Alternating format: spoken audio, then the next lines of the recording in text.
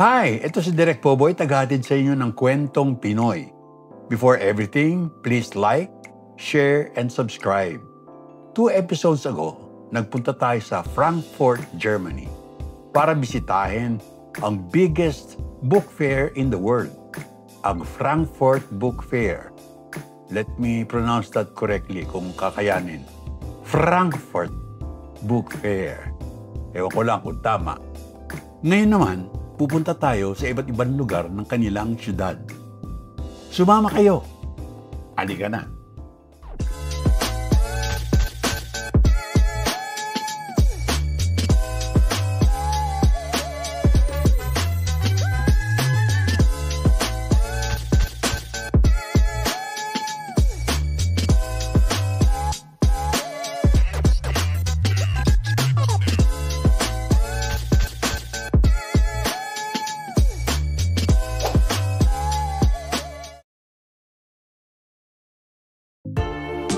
Ang Frankfurt, Germany ay tinuturing na Manhattan ng bansang iyon dahil maraming bangko and corporations ang nakabase roon.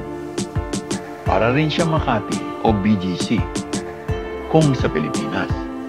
Ayon sa aming guide, sa 22 na skyscrapers meron ng buong Germany, 20 nito ang nasa Frankfurt. Pero hindi tayo doon pupunta. Doon tayo sa mga lugar sa Frankfurt na nagmarka ng malalim sa kasaysayan ng mga taga roon. Yung mas makulay na mga lugar. May guide kami para lumibot. Si Eliza, kinabilangan ng grupo, si Marilyn, si Araceli, si Albert, at si Hoa. Sumakay kami ng subway para madali.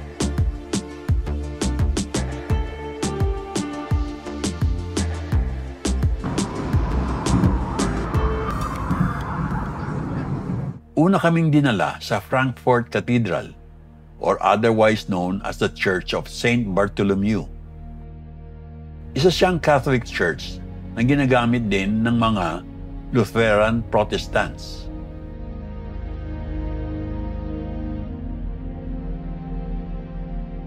Nagsindi si Marilyn, president ng card publishing, ng mga kandila para sa iba't ibang intentions. Malalim ang kasaysayan ng Frankfurt Cathedral.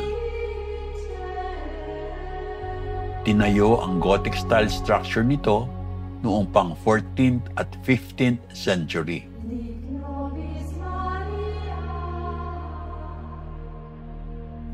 Sa lugar ng mas luma pang mga simbahan ng ibang relihiyon. Ang Frankfurt Cathedral ay pinagdadausan dati ng mga koronasyon ng mga hari at mga emperors.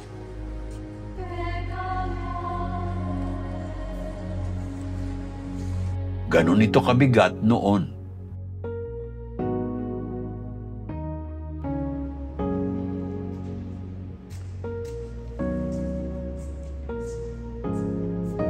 Nakatabi lang sa cathedral dati ang palasyo ng mga naghahari.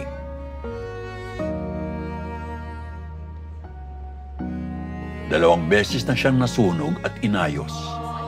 Ang huling beses ay noong World War II, noong nawasak ng mga bomba ang Frankfurt. Kasama sa mga nabomba at nangiba sa Frankfurt ay ang kanilang Old Town, na mula pa noong medieval times ng Europe o mula 476 hanggang 1500. Ganun siya katanda. After the war, matagal pinagtatalunan ng mga otoridad at mga mamamayan kung itatayo pa muli ito. Mula 1950s hanggang mga 10 years ago, napakainit na topic nito. Nagkaroon ng paligsahan na involve ang mga dose-dose ng mga arkitekto, mga politiko, mga businessmen at civil society.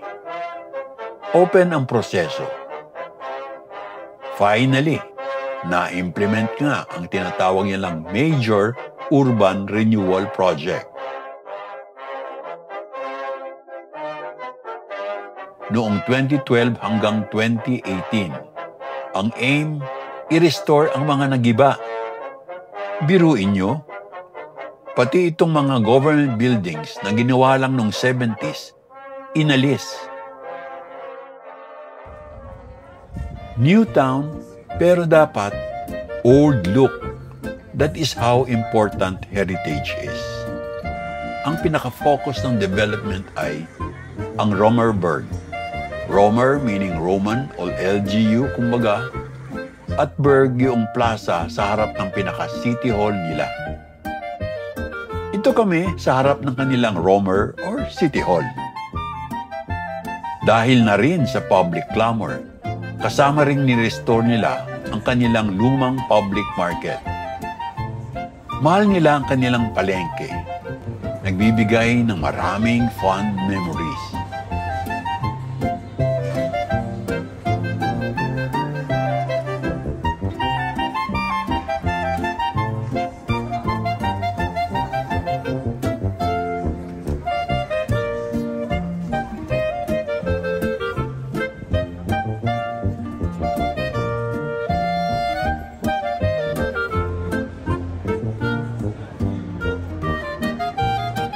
Nagtungo rin kami sa kanilang version ng Tulay ng Pag-ibig, ang Eisernersteg o Iron Footbridge.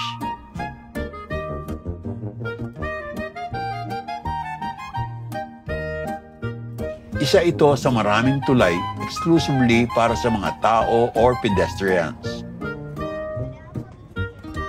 Ang practice dito, isulat nyo ang inyong pangalan sa dalawang padlock,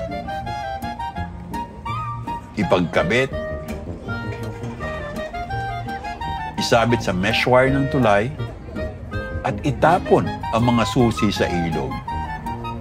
In this case, the main river sa Frankfurt.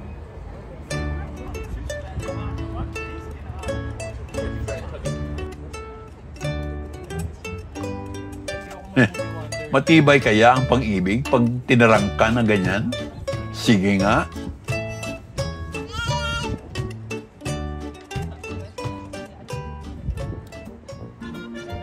Malapit lang sa tulay ng main river ay ang mga museums. Isa na dito ang Stadel Museum, the largest in Frankfurt, in terms of its collection. Nakakalula nga po.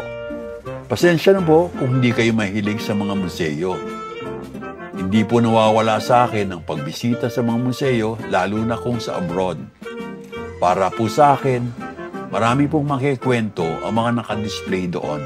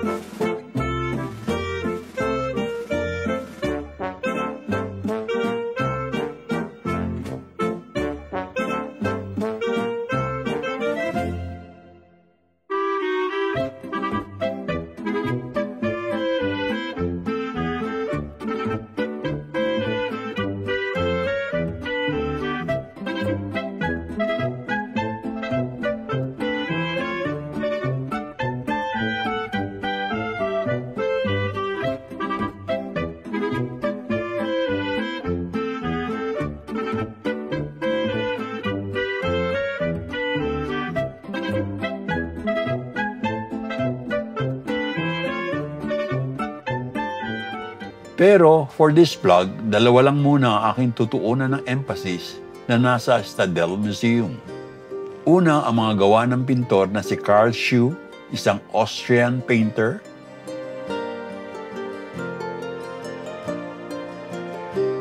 Pangalawa, ang collection ng museum on Jesus and Crucifixion. Natuwa lang ako sa gawa ni Karl Schuh ng mga still life at landscape May kaya si Xu. In his lifetime, isa lang painting ang nabenta niya.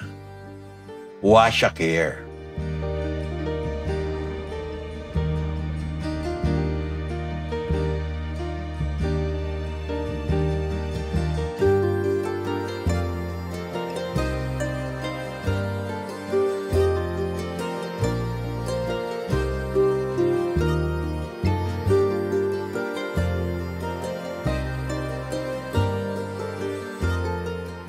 Namangha rin ako sa collection ng Estadel Museum na On Jesus and the Crucifixion.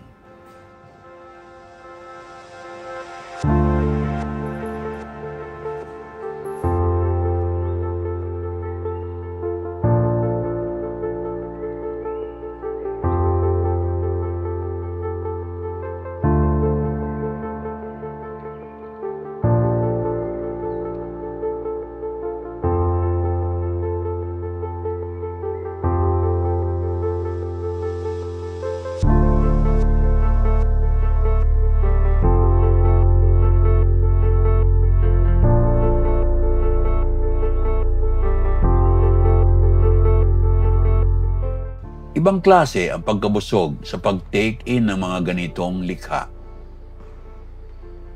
Speaking of busog, nagmerienda kami ng pansit at siomai sa isang Pinoy event sa downtown. FYI, halos kalahati ng population ng Frankfurt ay migrants na ngayon.